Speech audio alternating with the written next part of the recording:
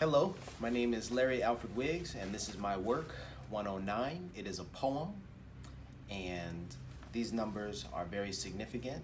That's why it's the title of my poem, and I'm going to explain their significance now. First off, I think that these numbers are signs. I didn't know what kind of signs, but every time that I encountered these numbers, I imagined that they were signs from the universe that I was on the right path. And I would see I would see this number, or these numbers, 1, 0, and 9, like this, very often. And it would always put me at ease because I would play with this idea that these numbers are my birth date, but when I saw them in particular in interesting ways, I would use that as reinforcement that I was in the right place at the right time. So it was a coincidence that I enjoyed. It was a nice coincidence. All right. That was the first interpretation that I had. It is my birthday. October 9th is my birthday. So whenever I saw 109, I always had a positive interaction with these numbers. As the number of coincidences or the number of incidences where I found or encountered these numbers began to increase, so much so that it pretty much was alarming to me. I wondered why I was seeing these numbers so often. Now, I will say that these numbers are everywhere, and you can find them everywhere. But the point that I want to stress, or what I want to stress, and the point that I want to make is that when I encountered 109, these particular instances that I will describe. In those moments, I was not looking for 109. I was not looking for these numbers. These numbers found me, which made the encounter that much more significant, peculiar, intriguing. All right. So I will run down the examples, these instances, to give you a clear idea as to what I'm talking about. As I mentioned, 109 is my birthday, and I traveled to South Korea. I moved to South Korea to live and work, and when I arrived in South Korea, the first friend I made, who actually was my neighbor, well, he shared the same birthday, October 9th. And so that was a neat coincidence, and of course I didn't think anything of it, just, hey, wow, we were born on the same birthday, as did he. Oh wow, we're born on the same birthday. What we didn't know at that time was our birthday was also, or is also, the day on which the Korean language is celebrated in Korea. It's called Hangul, and that is the day of the Korean language. And this was a very nice coincidence because any Hangul or any October 9th, which I saw as my birthday, I didn't have to plan, or I didn't have to take the day off, or the day was always the day was given to us as a holiday. Now, I lived in Korea for nearly a decade, and it wasn't always a holiday. It had been in the past. When I arrived, they had removed it as a holiday, but then they reinstated it 3 or 4 years after my arrival. Not because of me, but this was a nice coincidence, and not because of my buddy or anyone whose birthday is 109. But while we were there, they reinstated it as a holiday, and we were able to enjoy our birthday with very little complications. Every birthday, every day, every time it rolled around, it was a holiday. It was a national holiday, but it was also our holiday, and we didn't have to work, and that was lovely. Also, while I was in Korea, I had a peculiar habit of waking up exactly at 10:09 or 1:09, and it didn't matter if it was AM or PM. And this occurrence,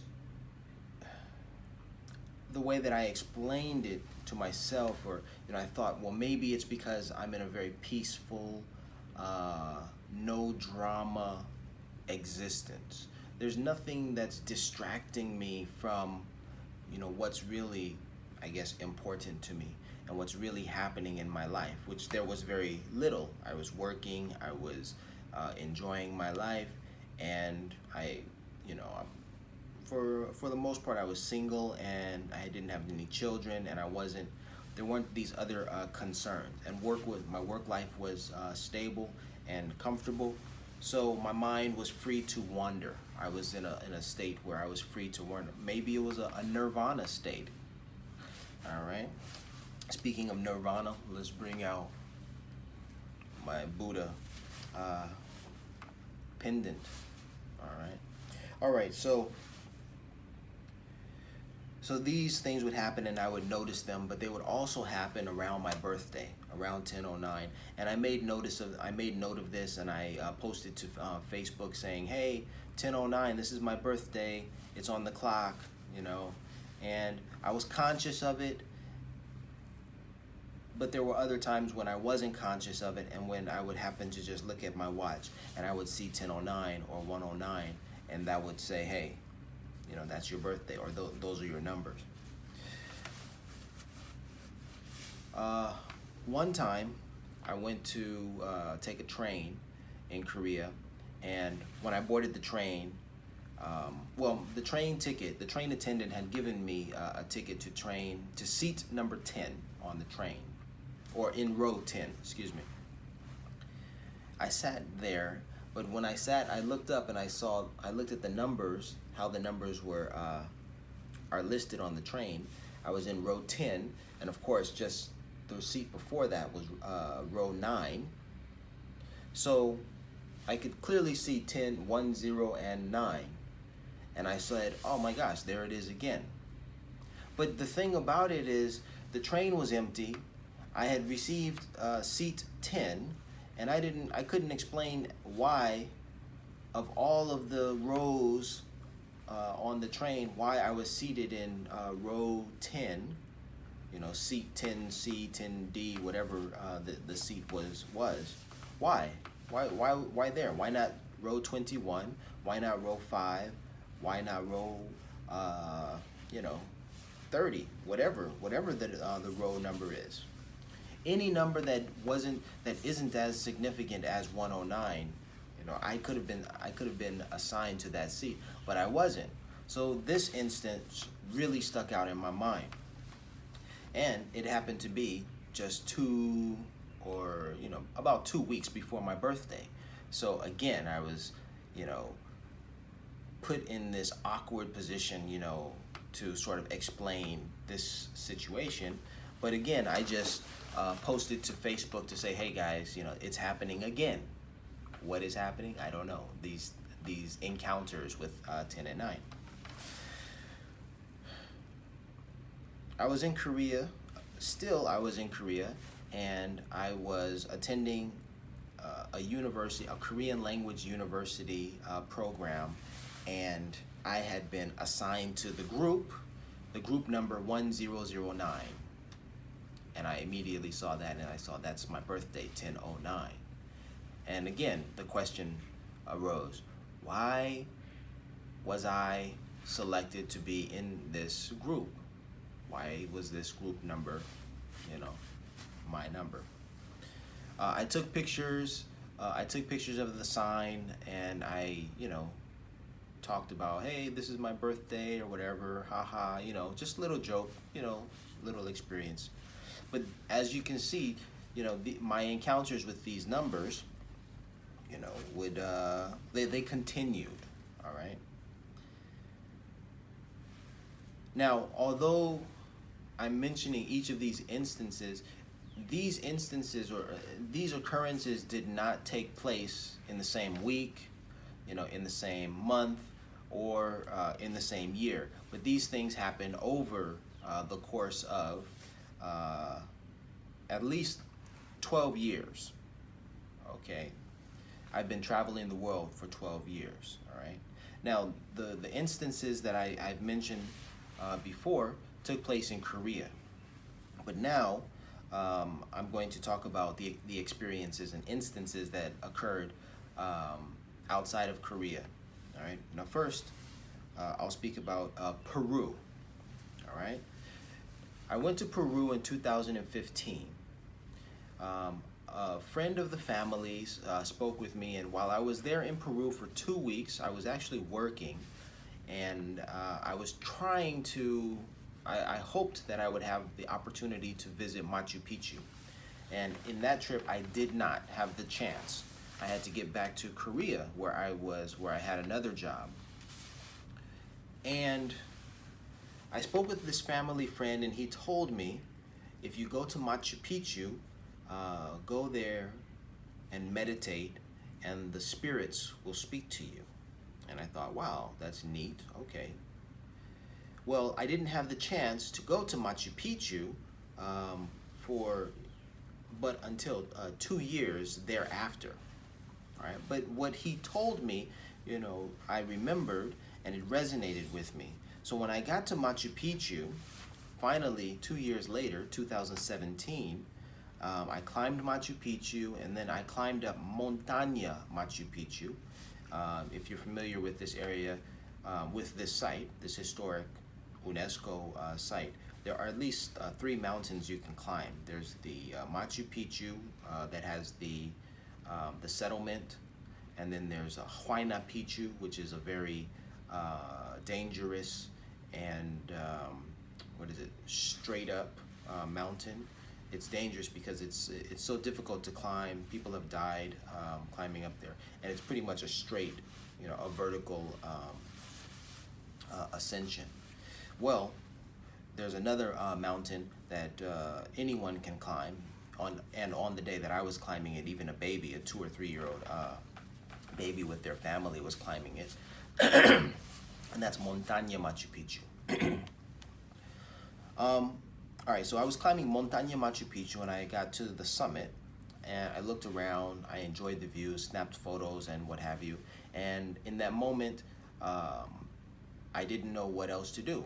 I said, okay, I've seen it, I've done it, what else do I do? And in that moment, I looked at my watch to check the time, and it was 10:08. And I said, wow, here it comes. In 1 minute, 10:09 will be here. And I said, well, I was wondering what I should do, and I said to myself, I think this is the sign. The sign says in 1 minute I should, begin my descent. So that's what I did. A minute later, I was finished at the top of the mountain, and I began my descent.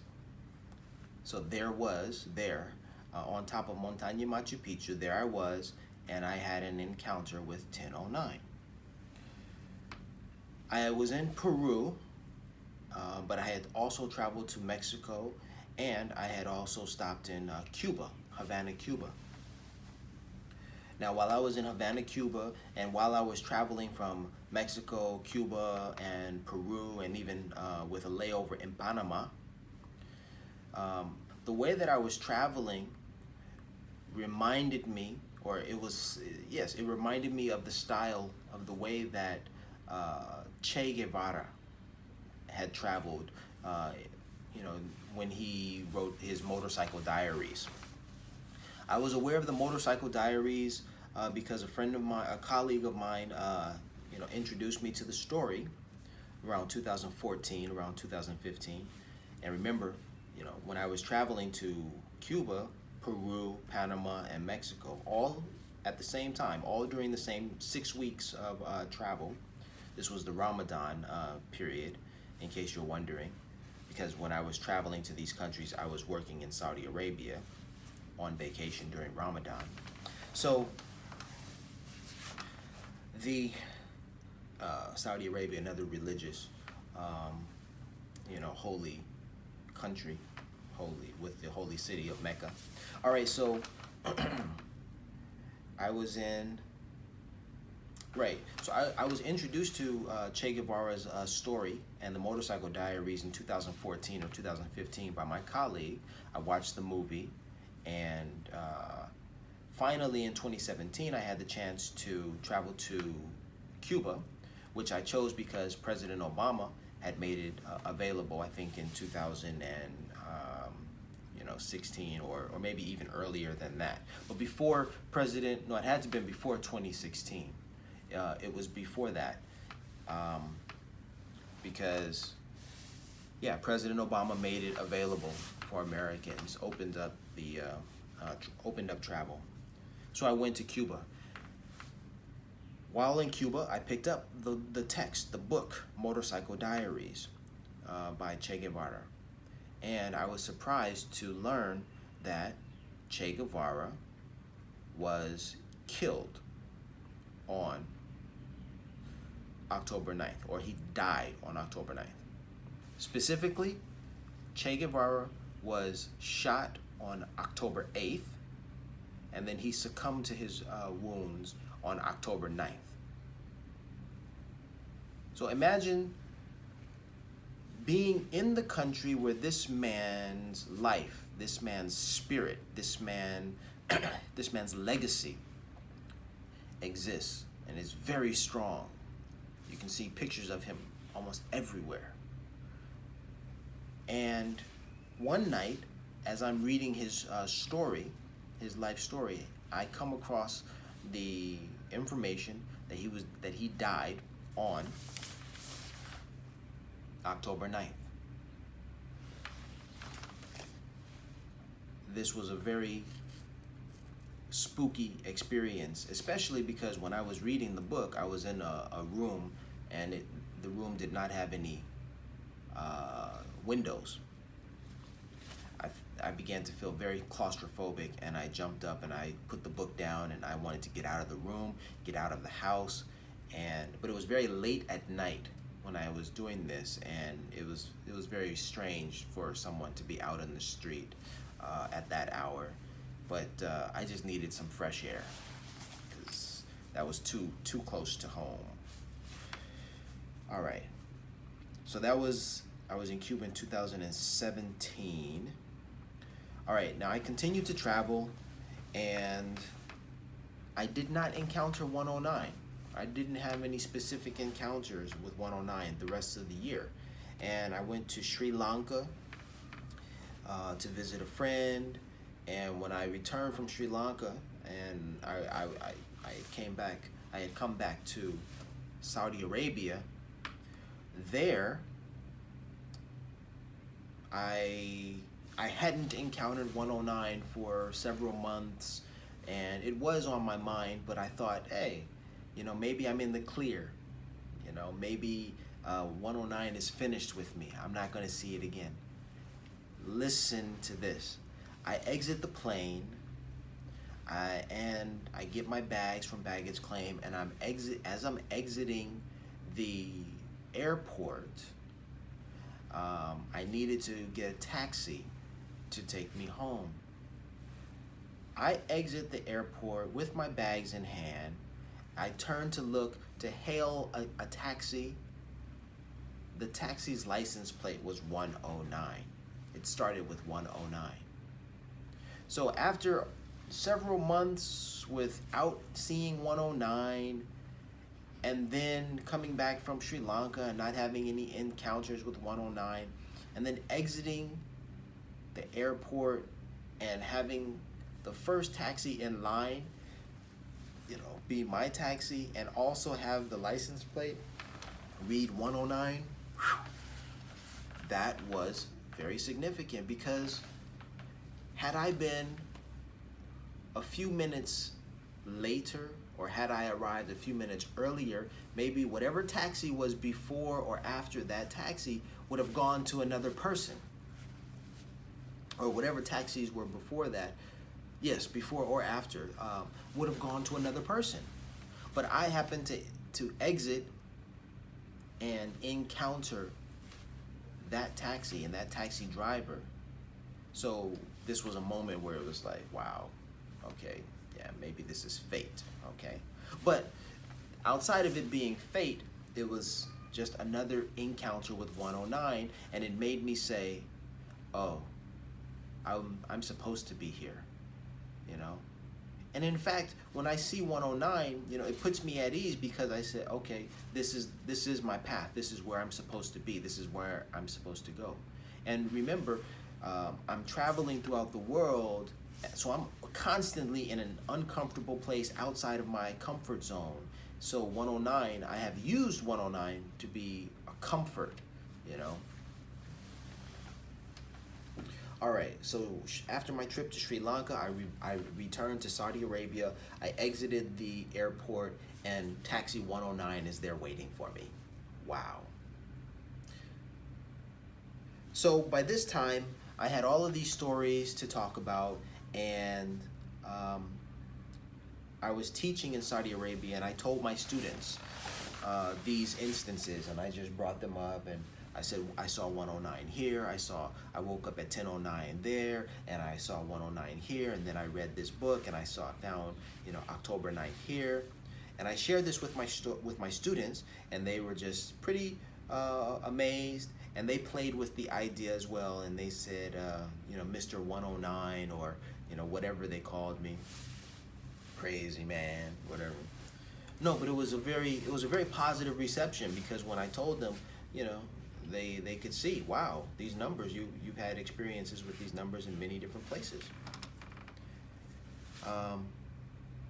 And then with that same group of students, you know, they brought it to my attention, you know, our room number, you know, we were in room 9, if I'm not mistaken. It was room 9. And I was teaching them from book 10. Now, these details, I may have mixed them up. We may have been in room 10, and I was teaching them from book 9, or we were in room 9, and I was teaching from book 10. The books were numbered 1, 2, 3, 4, different levels, all the way into the 20-something. But I had a book of 9 or 10, and I was teaching from room 9 or 10. And they brought that to my attention. They said, look at this. And then I said, wow, okay, here it is again. All right. Now, the last thing, I was in Medellin, Colombia. I went to sleep, and I woke up at 1:09 a.m. Again, after a long period, a long history, or a great amount of time between, you know, these instances had passed where I didn't see these numbers, and then for me to fall asleep and then wake up, and magically suddenly I wake up at 1:09 a.m. All right, I felt as if the Peruvian spirits had followed me and were speaking to me, were waking me up at that hour. Okay, so having had all of these experiences, I am very keen and very aware of the existence of 109, but I haven't always known how to interpret, you know, these encounters, because I'm not a numerologist, I'm not into astrology, and I'm not connected, or I'm ignorant of African spiritual science, okay, which has helped me understand, you know, this phenomenon that I've encountered. All right. Now, to wrap this video up, I will say this. I think that these numbers have been signs to help me become comfortable with what I would eventually encounter or see. And this number would help me understand what was going on. All right, so here's where it gets very weird, you might say, or you might say it gets very intriguing. Okay.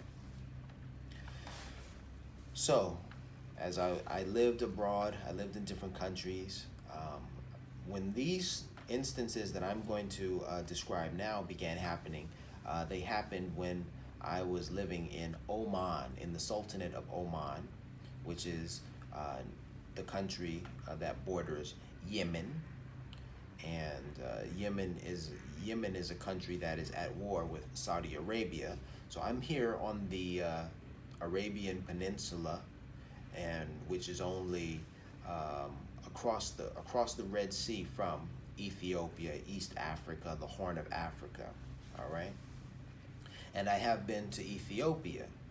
All right, and when traveling to Ethiopia in 2018, I did have an encounter with 109. It was actually written on the door of the near the restroom. So as I went to the restroom, I saw 109 on the door in Ethiopia.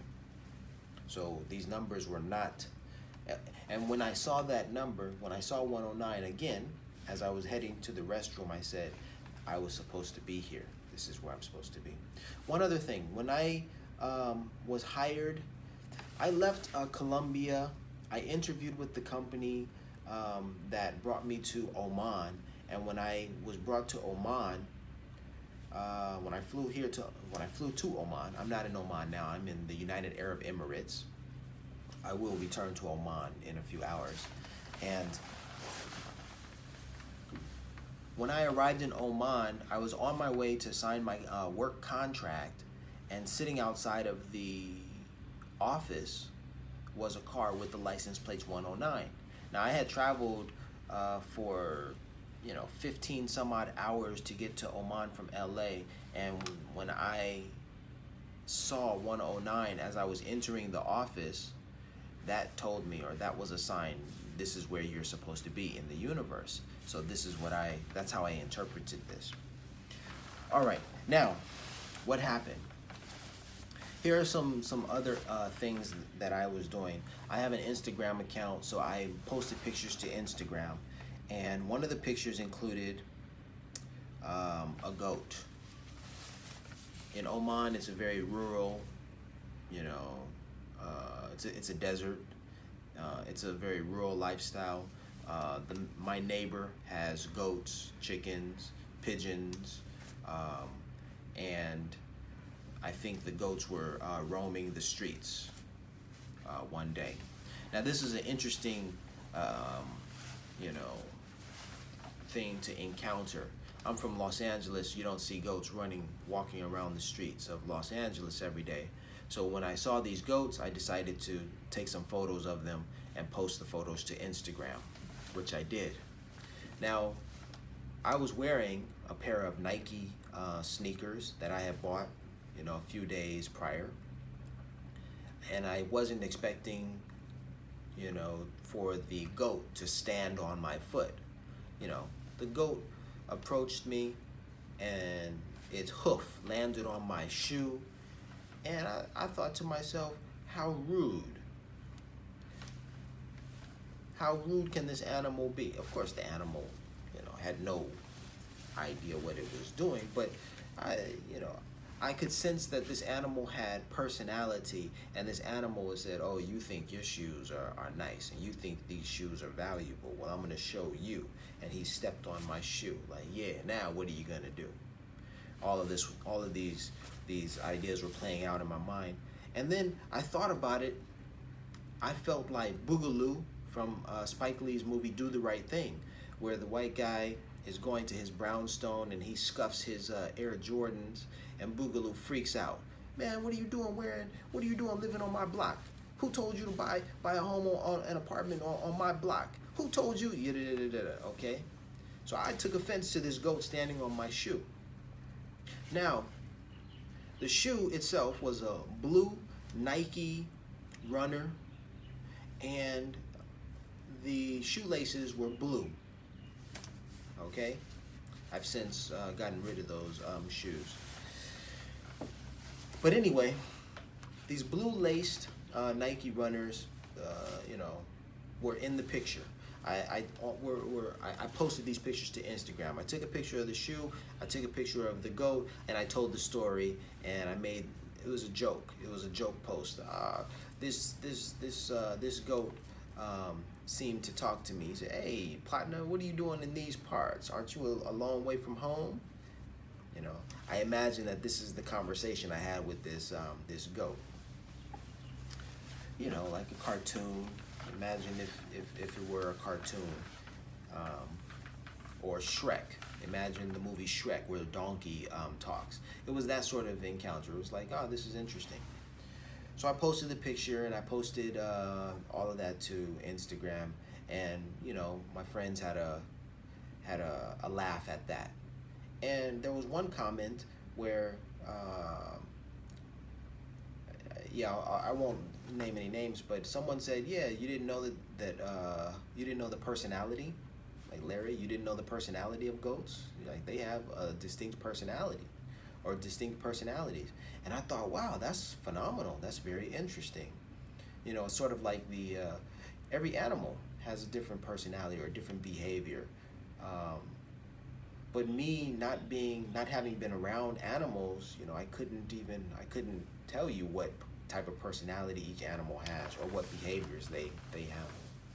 So I didn't know. But when that goat stood on my foot, I got a sense, a real dose of what the goat's personality was. It was about 8 days later when I took another photo. I was inside of a tent on the roof. Inside of a tent, I was eating Oreo cookies, and I had one sock on my right foot, and this is how I was enjoying my afternoon in Oman. I took the photo, I posted it to Instagram, and another friend of mine said, "You're living the life of an urban monk." You know, at home in a tent, reading a book, listening to Miles Davis, and I had one sock on my foot. Very strange, very, very, very strange details. You know, the photo I took had the Oreo was sitting on my chest, the book was in my hand, the music was pumping, and one sock on my foot. Weird stuff, right? Just random details. I didn't know that these photos would somehow be linked to an event that would take place. So only within 14 days, you know, within 14 days of having posted these photos, an event occurred. And I will say this, when this occurred, I'm talking about events that occurred in March of this year. And in March of this year, again, as I mentioned, I was in Oman, which is the bordering country to Yemen. And Yemen was once a part of or once a location of, once territory of the Aksum Empire.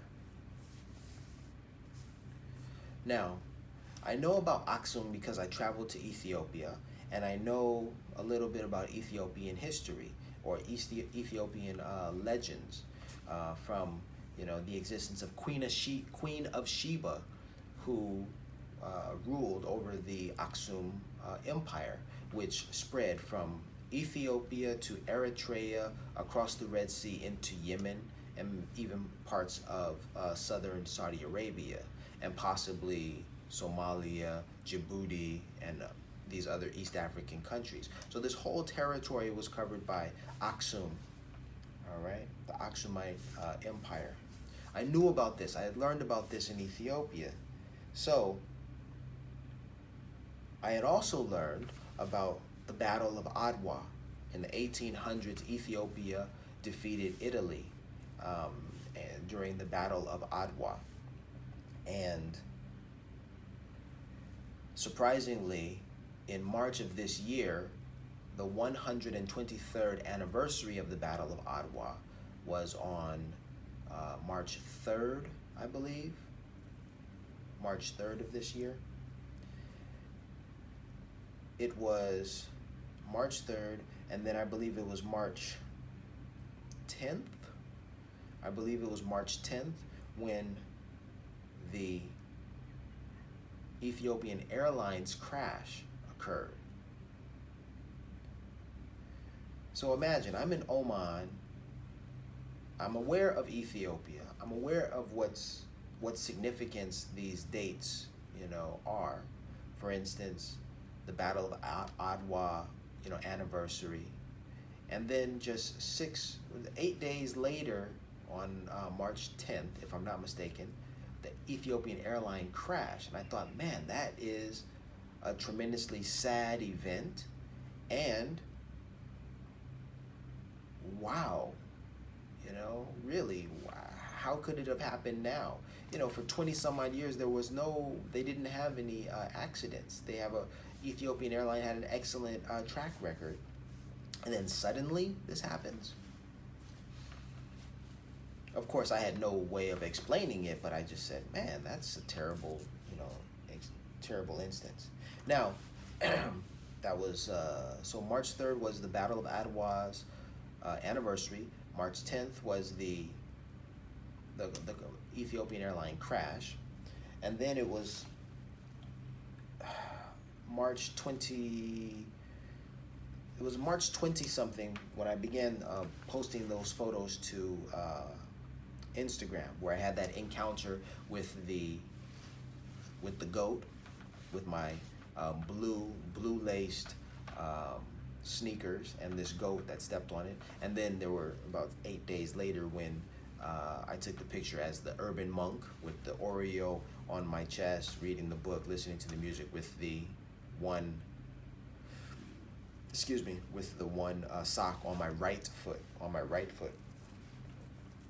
All of these were just random experiences that I was, living through. Like, wow, there's the Battle of Adwa anniversary. Cool. Oh, that's terrible. The Ethiopian Airlines crashed. Hey, there was this goat that just stood on my foot, and I took a picture of it. Hey, have a laugh at that. Oh, look at me. I'm in a tent, eating Oreos, reading a book. Have a laugh at this. Look at my life, These are just experiences, random things that were happening. And then on March 31st, I awoke. There's a considerable number of hours difference. I think it's 13 hours difference between Los Angeles time and the time in Oman. And when I awoke on, I believe it was April 1st, yeah, because of the time difference. I was waking up on a Monday, April 1st, but it was March 31st in Los Angeles, and I awoke to the news of Nipsey Hussle's death. And this completely wrecked me for the week. And I was going into the week with high hopes, because this was a holiday week. There was a long weekend ahead. Why? Because in Oman, the holiday that was celebrated during that week is for the ascension. It was for Muhammad's ascension to heaven. It was the week during which Muhammad ascended to heaven, or his ascension is celebrated. What a phenomenal coincidence that is, for Nipsey Hussle to have been murdered in that same week. But I didn't think anything of this when it occurred. I was just very much affected by this man's death, because like everyone else who learns about Nipsey Hussle, they are deeply impacted, deeply affected by this man's legacy, by this man's life. So when he died, I awoke that morning, I checked my Instagram feed, I saw Nipsey Hussle, Nipsey Hussle, Nipsey Hussle, and I began to cry, because you see the man's photo a number of times, and you read a couple of comments that say prayers up, and none of that means anything positive, anything good. And I don't know, I read another caption that said rest in peace, and it was like, whoa. And that was so sudden. Just like the Ethiopian Airlines crash, these things just happened, and they were so sudden, and it was so shocking, especially because just the week before, I was reading the Forbes article about Nipsey Hussle. And again, I had high hopes. I said, man, Nipsey's my man, all right? He's from LA. I'm from LA. And look at how much success he's had. So I was able to stick my chest out and walk with pride because it feels like the world is changing for the better. Obama was our president. We have Ava DuVernay, who is producing these wonderful documentaries about the truth of our existence and how we need to be aware of the existence of racism and discrimination and how, it's now at the forefront. It's at the front of our brains, frontal lobes, and it's what we're talking about now. So it's like, wow, there's this wave of consciousness, okay, that we are on. So I was very proud of my brother, okay, and then for him to die suddenly, that was extremely tragic. Now, going back to 109, that morning I woke up, I got the news, but I still had to go to work. I got dressed and I drove to work. And on the way to driving to work, a truck cut me off. And in that moment, of course, I'm hurt because I know about Nipsey, and and I'm also upset that this truck has cut me off and angry. And then I look at the license plate, and when I see the license plate reads 1090 or 1090, all of that washed away. And I said, wait a minute, this is divine order here. I don't need to worry. I don't need to be sad for Nipsey. I don't need to be stressed. I'm where I'm supposed to be. Because in that moment, hearing that news, man, I wanted to be right back in LA. I needed to be around, the LA community that I'm from. But when I saw 1090 on the license plate, that calmed me down and said, no, you're supposed to be here. So I said, wow, man, okay. So a calm came over me, and I sort of relaxed. But that was a very difficult, extremely difficult week for me. I was lost that whole week, and I had to teach. I had to stand before my students and, give them information about their projects. And I was out of it. It was exactly 7 days later, 7 days after Nipsey's murder, 7 days later, that I was leaving for work again, and I walked outside my door. I looked up into the sky, and I saw chemtrails in the form of a cross. And I said, wow, that's interesting. I've never seen chemtrails in this part of the country, in this part of the city. I've never seen chemtrails. Okay, and that is very peculiar that these chemtrails form a cross. The first thing I thought of was Cross, the name of Nipsey Hussle's son, Cross. And I said, man, this is wild. So I took pictures of this cross, and then I went to work and I taught my classes and what have you.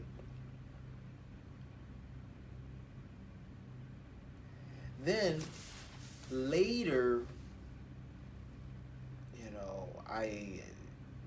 someone's post informed me that the number 7, means completion. The number 7 is completion.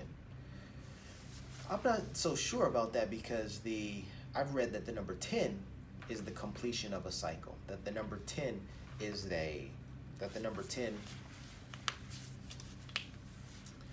means Google says the number 10 is a return to unity, and it is the completion of a cycle.